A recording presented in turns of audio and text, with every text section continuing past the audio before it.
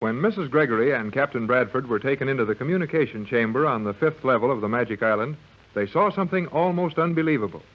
From G-47's prism reflectors, they have actually seen the inside of a submarine many miles away, in which Jerry and Joan are being taken to witness the capture of Johnson's boat. The Euclideans have perfected television, as they have everything else, and Mrs. Gregory and the captain were forced to see and hear everything, as the submarine commander turned her ray guns on Joan and Jerry to silence them. The rays were only sleep-producing ones, however, and as we look into the submarine, we find Jerry and Joan just recovering from the effects. I told you, Jerry, not to talk so much. Well, anyway, we both got put to sleep with that ray gun, and I'm getting tired of falling over whenever one of these Euclideans feels like watching me take a tumble. Now, Jerry, please do not make remarks about the Euclideans. The Commander S1 can hear all we say, and so can SE1, the engineer. You are only making it more difficult for us. You are right, Cleostra. I have found that you two are not entirely trustworthy, however, and must now take further precautions to ensure your remaining quietly in the stern while I continue my observations here. What's she going to do with us now? Silence. You, Cleostra, will open the small cabinet on your left. You will sponge the hands and shoes of young Hall and yourself with the liquid from the cabinet. Hey, wait a minute. Do you know what that stuff is? Yes, Jerry. It is the magnetic paint, and once we have it on, we cannot move while the commander keeps the magnets active in this section. Oh, so. My girlfriend, the commander, is just as tough as anybody else from that crazy island. I warned you, Jerry. Commander S1 is a Euclidean. Gee, a beautiful girl like that with just a number for a name. What a life. I wish you would not keep calling her a beautiful girl. Well, she is. I don't care if she is plenty tough with us. That don't spoil her looks any. She's a swell-looking girl. She is not a girl.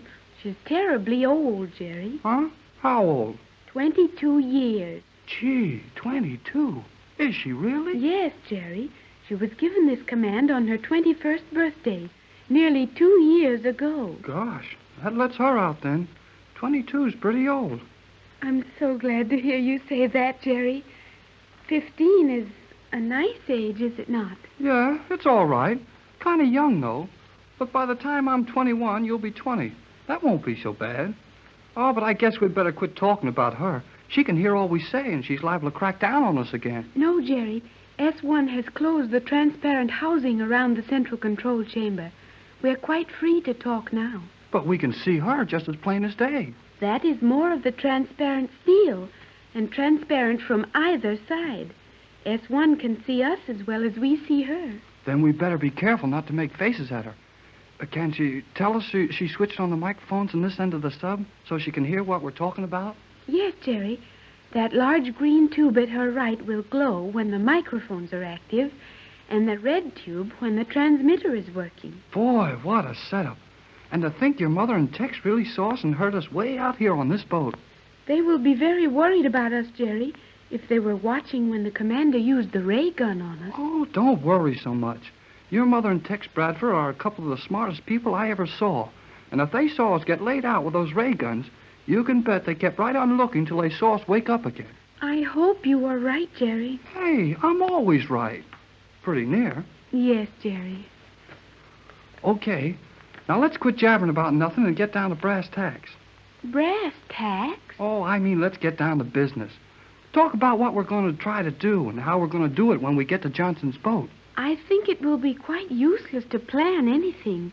We will just have to wait until the occasion arises and then take the course which appears most suitable under the conditions existing at the moment. Boy, I got that one. We wait for the breaks and then jump in, huh? Jump in the breaks? Oh, you're getting in my hair. Look, and listen. I mean, we'll do what we think is best when we get a chance to do anything. I think it would be better to sit quietly and wait for the commander's orders.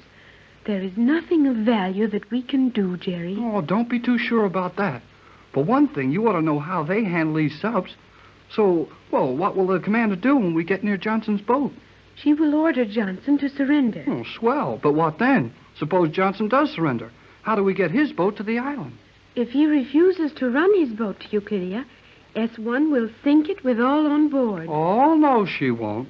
G47 wants the scientific apparatus and Captain Bradford's materials on board that boat. You may be right, Jerry. G47 wants those things badly, and the commander will make every effort to get the boat to Euclidia. But what if Johnson refuses to give up the boat? He will not refuse. Remember that you told him to come to the island when the commander made you send the message. Yeah, but I stuck a few words in that message so Johnson will know things aren't so good with us. And for the homing pigeon is on his way to Johnson's boat. Johnson will have a lot of tricks figured out before we get to him. Any trick Johnson might try would only endanger our lives, Jerry. I am sure the commander will find a way to compel Johnson to bring the boat to the island. Through you. Me? Well, how can she do that? There are many ways. We shall see. Well, if I get a chance to talk to Johnson before we get too close to the island, I'll bet he'll figure some way to give old G47 a headache. Enough of such nonsense. Gee, she heard us. The green tube is lighted.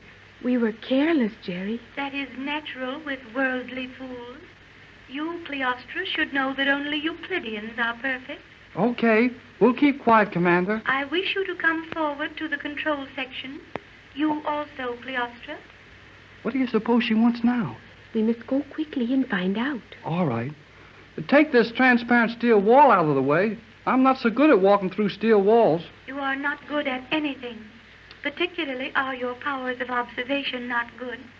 The wall has been removed. So it has, Jerry. Well, golly whiskers.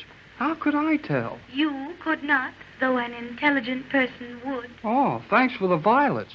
Come on, Joan. Be very careful, Jerry, and do nothing to make S1 angry. Oh, never mind.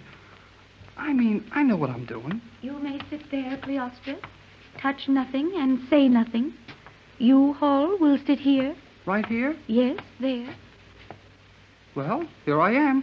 What do I do now? Look at this chart. Our position is here. The position of Johnson's boat is there. Check those at once and assure me you agree with the position of Johnson as given in the last message we received from him. Right. I'll check it. Do not try to do anything except what you are told, Jerry. I got it. It's just where Johnson gave his last position. Good. We will now contact Johnson again and get his present position. If my indicators are correct as to the speed with which he is approaching us, he should be at latitude 27 degrees, 29 to 30 minutes south. Gee, how can you tell that? You will notice the needle swaying in this indicator. Yeah? This is recording the increase in volume of the exhaust of Johnson's motors as his boat nears us. His exact speed is the square root of the dial reading on that indicator, the result being in degrees per hour. Jumping catnip.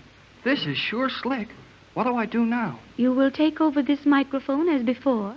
On the red tube glow, raise Johnson and speak to him as if you were on the yacht at the island. Check his exact position. Well, do I go now? You may speak when this red tube glows. Remember your instructions. Reassure Johnson that all is well with your party, but that you need his boat to leave the island with, and ask for his exact position.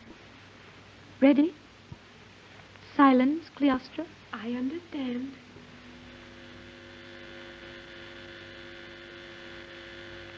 J24Y to J12C. Jerry Hall on J24Y to Johnson on J12C. Hello, J12. Hello, J12C. J12C. Hello, J12. Jerry Hall on J24Y. J12C for to Bradford to J24Y. Hello, Jerry. Johnson on J12C to Jerry Hall on J24Y. Go ahead, J24Y. Please check your exact speed and position and give me at once. We must be prepared for your exact time of arrival at island. How soon can I have exact position? Your boat. Go ahead, J12C. Am exactly 27 degrees, 30 minutes south, making 35 knots on course due south to island. Check island position back to me. Go ahead, J24Y. Okay, J12C. Your position, 27 degrees, 30 minutes south. You are making 35 knots. Island position, 29 degrees south. Does that check? Repeat of my position, okay. Position of island, okay. but cannot understand reception of your beam with strength in it. Where are you getting power for generator if yacht is crippled? Last message from you said yacht total wreck. Can you explain that, Hall? Can't explain now. Keep coming. We'll report to Bradford your position and speed. That is all, J-12C. That is all. Hold it, Hall. Your last message said the bosun was ill. Reassure him all is well. Get that, Hall. All is... Hey, what did you turn that generator off for? I wanted to hear what Johnson had to say about the bosun. I realize that, but it will do you no good to hear more about it, nor will it aid Johnson. Oh, is that so? Well, there's a couple of things you don't know. Silence. I am completing my calibration of Johnson's speed and position with relation to ours. He is making 35 knots, we 25. His position is 27:30, ours 28:15. We will be directly under Johnson's boat in exactly 45 minutes. You will be free to observe the meeting and the Euclidean method of handling such trifling details. Oh, you may not find it so trifling if Johnson's all set for you. Please be careful, Jerry. Say nothing. I won't have to say anything. Johnson will do all that. If you think you are going to surprise me because that homing pigeon you call the bosun will arrive at Johnson's boat before we do, you underestimate my intelligence. Jerry, she knew about the pigeon. Naturally. And what can Johnson do with the message he will take from the pigeon? Why, gee, I guess he can't do anything with it. Precisely. So you see, my young fool, in 45 minutes we will have Johnson, boat, pigeon, formula, and all.